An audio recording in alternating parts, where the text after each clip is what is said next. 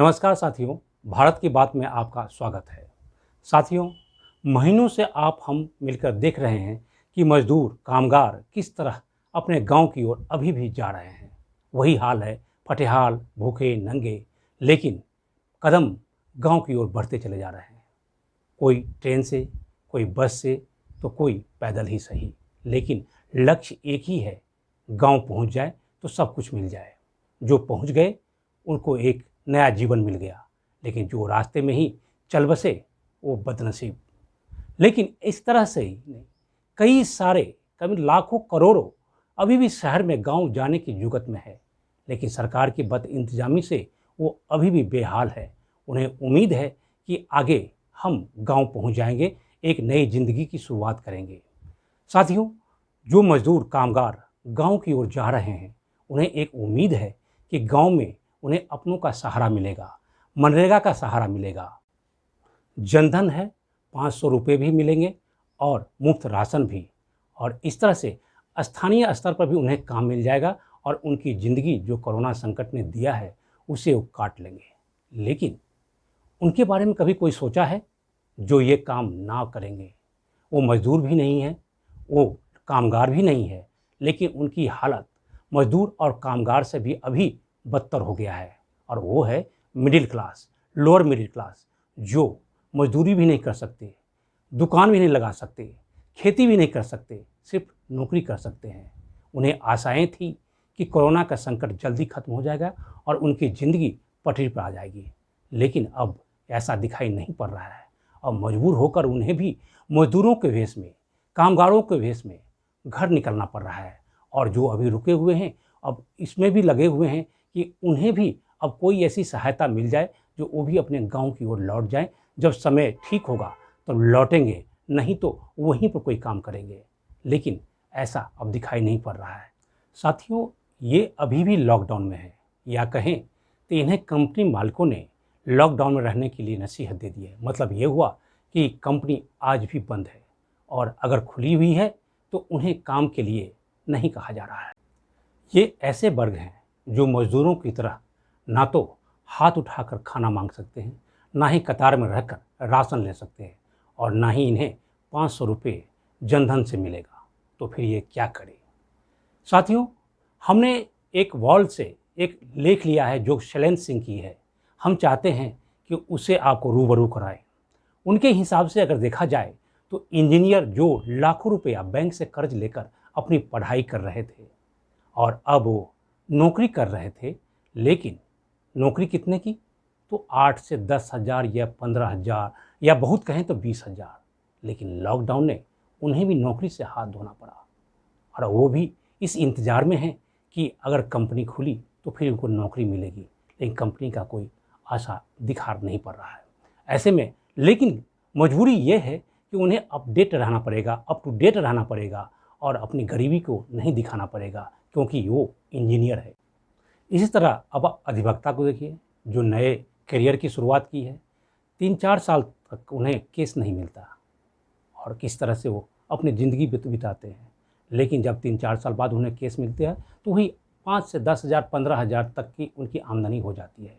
लेकिन उसके बाद क्या करते हैं? एक मकान ले लेते हैं, किस्त चुकाते हैं, गाड़ी ले लेते हैं, किस्त चुकाते हैं, लेकिन वो गरीबी नहीं दिखाते, क्योंकि वो अधिवक्ता है।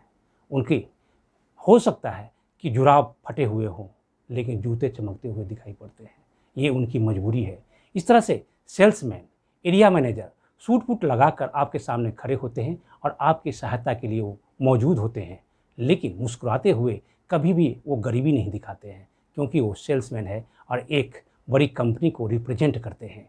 इस तरह से सेल्स एजेंट, बीमा एजेंट भी उस तरह से मुस्कुराते रहते हैं। आप देखते होंगे कि आप घर पे आते हैं और आपके कंपनी में भी जाते हैं और आपसे बीमा की बात और आपकी ज़िंदगी की बड़ी बड़ी बातें करते हैं, आपको जीवन को सुरक्षित कैसे रखा जाए ये बात करते हैं, लेकिन वो गरीबी नहीं दिखाते हैं और इसलिए वो मिडिल क्लास कहलाते हैं।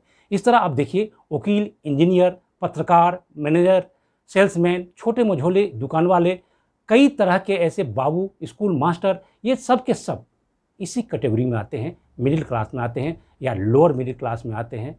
और अपनी इज्जत बचाने के लिए सो कॉल्ड वो मिडिल क्लास है, वो मजदूर नहीं है और अपने को अपग्रेड करने के लिए वो दुनिया से कट जाते हैं, लेकिन वो चाहते हैं कि वो अपर क्लास में आ जाए और उनकी एक पूंछ समाज में अच्छी हो, उनके बाल बच्चे अच्छी पढ़ाई करें और बड़े ओहदे पर पहुँचे जहाँ वो नहीं पहुँच पाता है। यही सपना लेकर वो अपनी ज़िंदगी को एक 2 रूम के कोठरी में बिता देते हैं, लेकिन वो कभी भी अपनी गरीबी नहीं दिखाते हैं और यही उनकी मजबूरी है कि कोरोना के संकट में अब ये उनके हालात अब बेहाल होते चले जा रहे हैं। अब थोड़ी सी बात हम उन छात्रों को भी कर लेते हैं जो हायर एजुकेशन लेकर आए हुए हैं और अपनी करियर को 7वें आसमान पर ले जाने की तैयारी में थे, लेकिन अब उन्हें भी संकट घेर लिया है। आईएएस, पीसीएस, इंजीनियरिंग सर्विस की तैयारी करने वाले दिल्ली या फिर भारत के बड़े बड़े शहरों में वो तैयारी कर रहे थे, लेकिन अब उन्हें भी लग रहा है कि इस संकट के घड़ी में अब इनका सपना काफ़ी दूर होता जा रहा है। उन्हें यह भी मालूम है कि इस हालात में वैकेंसी नहीं आने वाले, अगर आते भी हैं तो कब पता नहीं, अगर आया भी तो कब रिजल्ट आएगा उन्हें पता नहीं। ये सारी ऐसी बातें हैं जिसके उन्हें असमंजस में डाल दिया है। अब उनकी मजबूरी देखिए कि जब वो पढ़ाई कर रहे थे तो बैंकों से लाखों कर्ज लिया था, नौकरी तो नहीं मिली लेकिन कर्ज बढ़ता चला जा रहा है। अब ऐसे में वो करे तो क्या करे। अब देखिए कोरोना का प्रकोप बढ़ता चला जा रहा है, लेकिन बाजारें खुल गई हैं। हवाई जहाज, ट्रेन, मेट्रो सब कुछ अब लगभग खुल गया है। सरकार ने अपनी कमाई का जो साधन थे वो सबको खोल दिया है। शराब चालू है, गुटखा चालू है, पेट्रोल पंप पर दाम बढ़ाकर जो पेट्रोल पंप है वो भी चल रहा है, बैंक ब्याज पर ब्याज लगाई जा रही है, ऑनलाइन मार्केटिंग चालू है, सभी विभागों के टैक्स चालू है, लाइट बिल सब चालू है और ट्रेन मेट्रो की भी कहें तो लगभग चल ही रहा है, जो उसमें पहले में कहा था। तो ये सब कुछ आमदनी के स्रोत हैं जो सरकार ने अपने लिए खोल रखा है। और दूसरी बात करें गरीबों के लिए, तो गरीबों के लिए लगभग देखा जाए तो बहुत कुछ इसमें फ्री है। कोरोना टेस्ट फ्री है, राशन फ्री है, दाल फ्री है, मनरेगा में काम फ्री है, 500 रुपये भी उनको फ्री मिलता है। लेकिन मिडिल क्लास के लिए क्या है वो भी अब देखते हैं।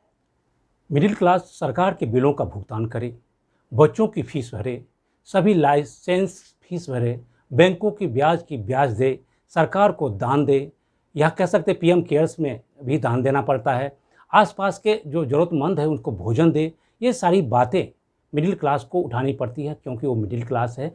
गरीबों की जो दुख दर्द है उसको सहा नहीं जा सकता है, लेकिन ऊपर वो जा नहीं सकते हैं। बात सही भी है, सरकार को जब 40 दिन पैसे नहीं आते हैं तो वो अपने कर्मचारी को वेतन देने में सक्षम नहीं हो पाते हैं और इसके बाद वो कई सारे जो पैसे आमदनी के स्रोत हैं उनको खोल देते हैं। लेकिन जो मिडिल क्लास लॉकडाउन है, बेरोजगार है, उन्हें सारी सरकारी महकमे की जो फरमान है उसे भी पूरा करने पड़ते हैं। ऐसा क्यों? अब हम कुछ एजेंसियों की रिपोर्ट देखते हैं कि ऐसा क्यों हो रहा है। CMIE की रिपोर्ट अगर देखें तो 12.5 करोड़ लोगों की नौकरी अप्रैल मई में चली गई और हालात ऐसे रहें तो जल्दी ही वो 20 करोड़ की संख्या पहुंच जाएंगे। अब हालात तो ऐसे ही हैं तो अब 20 करोड़ की ओर वो बढ़ चला है। देश से करीब 42 करोड़ लोग जो बिजनेस से या नौकरी से जुड़े हुए हैं, उनमें अगर 12.5, 13, 15 करोड़ कम कर दिए जाए तो वह बनता है 25 करोड़, यानी कि 25 करोड़ लोग किसी न किसी तरह से अब बेरोजगार या फिर उनके हालात ख़राब हुए हैं। और 30 से 40% जो सैलरी का पार्ट है उसे भी कट कर लिया गया है, जो अभी काम कर रहे हैं या फिर घर से काम कर रहे हैं या ऑफिस से काम कर रहे हैं। तो ये हालात अब मिडिल क्लास के साथ है। अब उन्हें ये तनख्वाह मिलती है जिनमें वो परिवार नहीं चला पा रहे हैं और आगे की जो सपनाएं हैं वो भी अब अधूरा दिखाई पड़ रहा है। तो अब देखें दूसरे एजेंसी क्या कहती है। CII ने भी यही बात कही है कि जल्दी ही मिडिल क्लास के करीब 30 से 35% जो कामगार हैं, जो मिडिल क्लास है, उनकी सैलरी काटी जाएगी या फिर उनकी नौकरी चली जाएगी। इस तरह की बातें भी कही जा रही है। KPMG जो एक एजेंसी है जो पर्यटन और होटल को देखती है, उनका ये कहना है कि लगभग 70% जो इसमें कामगार हैं, जो काम करते हैं, उनकी नौकरी पर आफत होगी और उनकी सैलरी भी कटी जाएगी। और ऐसा कह सकते हैं कि करीब 3.5 करोड़ लोग इसमें इस पेशे में, इस क्षेत्र में काम करते। अब सवाल है कि इतनी जल्दी ये हालत क्यों हुई। इस पर हम नज़र डालते हैं कि विश्व की एजेंसी जो है भारत की आर्थिक जो ग्रोथ रेट है उसको लगभग 0 की ओर ले गया है। भारत के आरबीआई जो गवर्नर है उन्होंने भी अब ये बात को मान लिया है कि हमारी जो ग्रोथ रेट है वो नेगेटिव की ओर जा रही है। तो ये अब भारत की तरफ से भी कहे जाने लगे हैं। देखिए विश्व बैंक का भी यही कहना है कि उनके हिसाब से अगर देखा जाए तो भारत की ग्रोथ रेट जो है वो 0 और 1 के बीच में बना हुआ है। मूडीज़ भी यही बात कह रही है कि 0 और 1 के बीच में ही ग्रोथ रेट रहेगा। हालांकि पहले उन्होंने 2.5% की बात कही थी। फाइनेंशियल सर्विस बार्कलेज ने भी ये बात कही है कि भारत की जो रेटिंग है वो 0 से लगभग 1% के बीच ही रहेगा। हालांकि उनका ये भी कहना है कि ये निगेटिव की ओर भी जाएगा, माइनस में जाएगा। तो इस तरह की भारत की रेटिंग के बारे में बताए जा रहे हैं। ऐसे में ये अनुमान करना कि विदेश से कंपनी अगर भारत आती है, यहाँ पर जो निवेश करते हैं, तो ये भारत के लिए एक बहुत बड़ी बात होगी। उम्मीद हमें लगानी चाहिए, लेकिन जो संभावनाएं हैं थोड़ी सी छीन दिखाई पड़ रही है। भारत की अर्थव्यवस्था पिछले 45 वर्ष में सबसे निचले स्तर पर है, तो वहीं बेरोजगारी 45 साल में सबसे ऊपर की स्थिति पर है। यानी कि कह सकते हैं कि ग्रोथ रेट सबसे कम और बेरोजगारी सबसे ऊपर। जब कोरोना के संकट आया है तो और भी आगे बढ़ने की संभावना दिख पड़ रही है। देखिए मिडिल क्लास के हिसाब से अगर बात करें तो आईएमएफ के हिसाब से देखा जाए तो भारत में जो मिडिल क्लास है वो सिकुड़ रहा है, यानी कि कम हो रहा है। तो इस तरह से कह सकते हैं कि स्थितियाँ काफ़ी कमज़ोर हो रही मिडिल क्लास के लिए, और मिडिल क्लास को आगे बढ़कर एक नई सोच के साथ आगे चलने की कोशिश करनी चाहिए। देश में 28% मिडिल क्लास है, जिसमें 14% लोअर मिडिल क्लास हैं, 3% अपर मिडिल क्लास हैं। सब मिलाकर 28% में अगर देखा जाए तो अपर क्लास को छोड़कर जो बचे हुए जो वर्ग हैं वो उनकी नौकरी के लिए कह सकते हैं उन पर खतरा है, और उनको कहीं मुश्किल से आगे बढ़ने की उम्मीद करनी चाहिए। देखिए 4 करोड़ मिडिल क्लास और 8 करोड़ लोअर मिडिल क्लास, ये टोटल 12 करोड़ की जो जनसंख्या है, उन्हें को सबसे अधिक राहत की ज़रूरत है। देखिए सरकार की ओर से 20 लाख करोड़ रुपए की जो राहत पैकेज दिया गया है, उससे उम्मीद करते हैं कि मिडिल क्लास को करीब नई ज़िंदगी शुरू करने के लिए एक अवलंब के तौर पर उसे देखा जा सकता है। लेकिन अब ये सब कुछ डिपेंड करता है उन कंपनियों पर जिन्हें सरकार ने राहत दिया है, जो ग्रोथ रेट बढ़ाने के लिए, उसमें जो रोज़गार है उसको बहाल करने को लेकर। लेकिन अब कंपनी मालिक उसको किस तरह से लेती है, क्या वो नौकरी बहाल करने के लिए लेती है, या क्या जनसंख्या को उसको खपाने के लिए लेती है, या फिर अपने अपने मुनाफा को के तौर पर उसे लेती है, ये कंपनी पर और सरकार के बीच की बात है। इसे बाद में ही इसके नतीजे सामने आएंगे। फिलहाल तो हालात ऐसे हैं कि लोग असमंजस में हैं, मिडिल क्लास काफ़ी असमंजस में है कि आखिर करे तो करे क्या। वो मजदूर भी नहीं बन सकते, वो अपर क्लास में भी नहीं जा सकते, बीच में ही वो सारी प्रक्रियाओं को उनको झेलना है जो पहले वो झेल रहे थे, खुशी खुशी झेल रहे थे, लेकिन अब दुखी है। मिडिल क्लास को पता है कि कुछ वर्षों में उनकी कमाई कम हुई है, उनकी मकान की कीमत कम हो गई है, उनकी सैलरी कम हो गई है, फिर भी वो चुप हैं।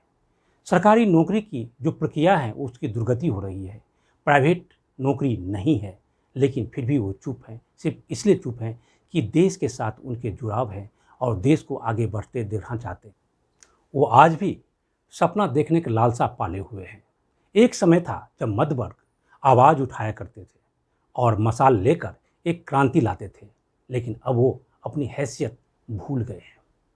हम सरकार के साथ हैं, सरकार के लिए हम थाली भी बजाएंगे, सीटी भी बजाएंगे, रोशनी भी फैलाएंगे और थाली भी पीटेंगे, मगर सरकार को भी चाहिए कि वो उस थाली में 2 रोटी का इंतजाम भी कर दे, जिससे कि हमारा सपना जिंदा रहे। साथियों, हम भारत की बात करते हैं। भारत की बात को आगे बढ़ाने के लिए कृपया कर इसे शेयर कीजिए और इसे सब्सक्राइब कर लीजिए, जिससे कि आप और हम मिलकर इस बात को पूरे भारत में ले चलें और एक नए भारत का निर्माण करें। तब तक के लिए जय हिंद, जय भारत, नमस्कार।